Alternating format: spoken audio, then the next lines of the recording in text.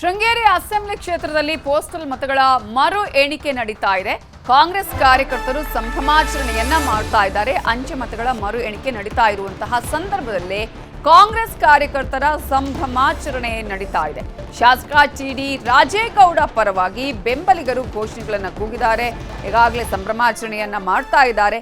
ಕಾರಣ 279 ಮತಪತ್ರಗಳು ಈಗಾಗಲೇ ತಿರಸ್ಕೃತಗೊಂಡಿವೆ ಅನ್ನುವ ಹಿನ್ನೆಲೆಯಲ್ಲಿ ಸಂಭ್ರಮಾಚರಣೆಯನ್ನ ಮಾಡ್ತಾ ಇದ್ದಾರೆ.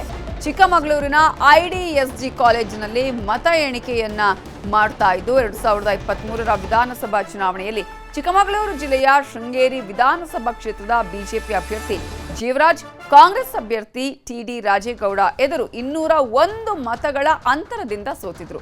ಒಟ್ಟು 1822 ಅಂಚೆ ಮತಗಳಲ್ಲಿ 279 ಮತಗಳು ತಿರಸ್ಕೃತವಾಗಿದ್ದವು. ಈ ಫಲಿತಾಂಶವನ್ನು ಪ್ರಶ್ನೆ ಮಾಡಿ DN ಜೀವರಾಜ್ ಅವರು ಮರು ಎಣಿಕೆಗೆ ಮನವಿಯನ್ನು ಕೂಡ ಮಾಡಿಕೊಂಡಿದ್ರು. ಆದರೆ ಅವತ್ತಿನ ಜಿಲ್ಲಾ ಚುನಾವಣಾಧಿಕಾರಿ ಅದನ್ನು ಪರಿಗಣಿಸದೆ ಟಿ.ಡಿ. ರಾಜೇಗೌಡರನ್ನೇ ವಿಜೇತರು ಅಂತ ಹೇಳಿ ಘೋಷಣೆ ಮಾಡಿದ್ರು. ಇದರಿಂದ ಜೀವರಾಜ್ ಅಸಮಾಧಾನಗೊಂಡಿದ್ರು. ಜೀವರಾಜ್ ಅವರು ಹೈಕೋರ್ಟ್ ಮೆಟ್ಟಿಲೇರಿದ್ರು.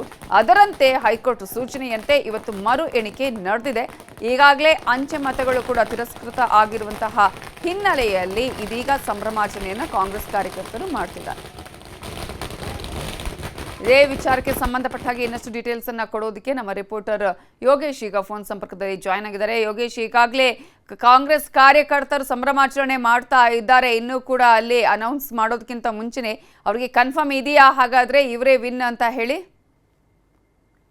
ಏನು ಚಿಕ್ಕಮಗಳೂರು ಜಿಲ್ಲೆಯ ಶೃಂಗೇರಿ ವಿಧಾನಸಭಾ ಕ್ಷೇತ್ರದ ಅಂಚೆ ಮತಗಳ ಮರು ಎಣಿಕೆ ಮಾಡಬೇಕು ಅಂತೇಳಿ ಏನು ಬಿಜೆಪಿಯ ಪರಾಜಿತ ಅಭ್ಯರ್ಥಿಯಾಗಿರ್ತಕ್ಕಂಥ ಮಾಜಿ ಶಾಸಕ DN ಜೀವರಾಜ್ ಅವರು ಹೈಕೋರ್ಟ್ ಮೊರೆ ಹೋಗಿದ್ರು. ಏನು ಹೈಕೋರ್ಟ್ ಆದೇಶದ ಮೇರೆಗೆ, ಹೈಕೋರ್ಟ್ ಸೂಚನೆ ಮೇರೆಗೆ ಚುನಾವಣಾ ಆಯೋಗ ಇವತ್ತು ಶೃಂಗೇರಿ ವಿಧಾನಸಭಾ ಕ್ಷೇತ್ರಗಳ ಏನು 1822 ಅಂಚೆ ಮತಗಳನ್ನ ಮರು ಎಣಿಕೆ ಮಾಡಬೇಕು ಅನ್ನೋ ಒಂದು ಆದೇಶವನ್ನ ಮಾಡಿತ್ತು. ಆ ಹಿನ್ನೆಲೆಯಲ್ಲಿ ಇವತ್ತು ಚಿಕ್ಕಮಗಳೂರಿನ IDSG ಪ್ರಥಮ ದರ್ಜೆ ಕಾಲೇಜಿನಲ್ಲಿ ಮತ ಎಣಿಕೆ ನಡೀತಾ ಇರ್ತಕ್ಕಂಥದ್ದು. ಏನು ಈ ಒಂದು 279 ಇನ್ವ್ಯಾಲಿಡ್ ಆಗಿದ್ದಂತಹ ಮತಗಳಲ್ಲಿ ಏನಾದ್ರೂ ಮತ್ತೆ ವ್ಯಾಲಿಡ್ ಅನ್ನೋದು ಸಿಕ್ಕಿದ್ರೆ ನಮ್ಗೆ ಏನಾದ್ರು ಗೆಲುವು ಸಿಗ್ಬೋದಾ ಅನ್ನೋ ಒಂದು ನಿರೀಕ್ಷೆಯಲ್ಲಿ ಜೀವರಾಜ್ ಅವರು ಇದ್ದಂತಾಗಿ ಮತ್ತೆ ಏನು ಮರು ಎಣಿಕೆಗೆ ನ್ಯಾಯಾಲಯದ ಮೊರೆ ಹೋಗಿದ್ರು. ಆದ್ರೆ ಆ ನಿಟ್ಟಿನಲ್ಲಿ ಇವತ್ತು ಬೆಳಗ್ಗೆಯಿಂದಲೂ ಕೂಡ ಅಂಚೆ ಮತಗಳ ಮರು ಎಣಿಕೆ ನಡೀತಾ ಇರ್ತಕ್ಕಂಥದ್ದು. ಇನ್ನು ಒಂದು ಕಡೆನಲ್ಲಿ ಮತ ಎಣಿಕೆ ಮುಗಿಯೋದಕ್ಕಿಂತ ಮುಂಚೆ ಈ ಕಡೆ ಏನು ಶೃಂಗೇರಿ ವಿಧಾನಸಭಾ ಕ್ಷೇತ್ರದ ಕಾಂಗ್ರೆಸ್ ಕಾರ್ಯಕರ್ತರು ಇರ್ಬೋದು ಅಥವಾ ಚಿಕ್ಕಮಗಳೂರು ಜಿಲ್ಲಾ ಕಾಂಗ್ರೆಸ್ ಕಾರ್ಯಕರ್ತರು IDSG ಕಾಲೇಜಿನ ಮುಂಭಾಗದಲ್ಲಿ ಪಟಾಕಿಯನ್ನ ಸಿಡಿಸಿ ಸಂಭ್ರಮಾಚರಣೆಯನ್ನ ಮಾಡ್ತಾ ಇರ್ತಕ್ಕಂಥದ್ದು. ಒಂದು ಕಡೆನಲ್ಲಿ ಏನು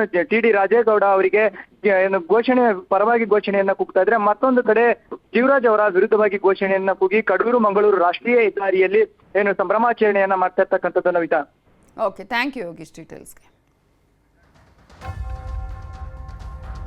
5 ರಾಜ್ಯಗಳು ಹಾಗೂ ಕರ್ನಾಟಕದ 2 ಉಪಚುನಾವಣೆಗಳ ಮತ ಎಣಿಕೆ ಸೋಮವಾರ ನಡೆಯಲಿದೆ.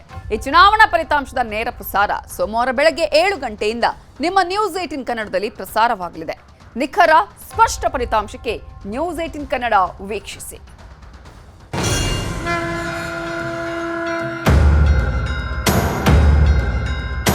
5 ರಾಜ್ಯಗಳ ಮತ ಎಣಿಕೆ, 2 ಉಪಚುನಾವಣೆಗಳು.